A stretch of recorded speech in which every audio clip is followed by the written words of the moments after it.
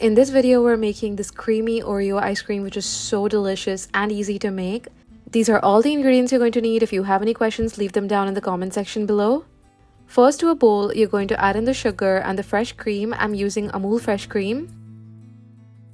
And also add the milk. It's preferable to use full fat milk here. And the vanilla extract or essence. And then give this a mix until the sugar is dissolved completely. And then you're going to cover and chill this in the refrigerator for a few hours or overnight till it's completely cold. Then you're going to put your ice cream insert into the ice cream maker and make sure it's fully frozen for at least 24 hours, and then add in your ice cream base to it. And then turn it on and let it churn away. If you do not have an ice cream maker, you can use my other method, which I have shown in my mango ice cream recipe. And I've also linked an ice cream maker down in the video description in case you want to get one. Once the ice cream is almost frozen, you're going to add in the crushed Oreos. I'm adding a little at a time so that they mix in uniformly.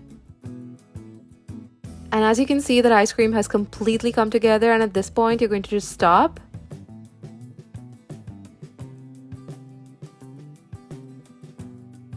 And get off any ice cream from the paddle attachment and just mix all the Oreos in. You can serve this ice cream right now and it will be a soft serve consistency, which is delicious. Or you can just remove it in a freezer safe container and freeze it for a few hours.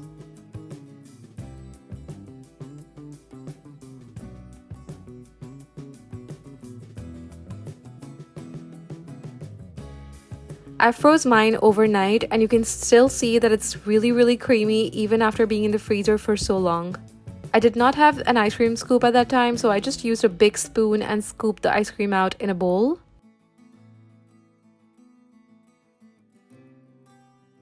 This ice cream just feels like having Oreos dunked in cold milk. It's just such a good combination. And as you can see, it's super creamy.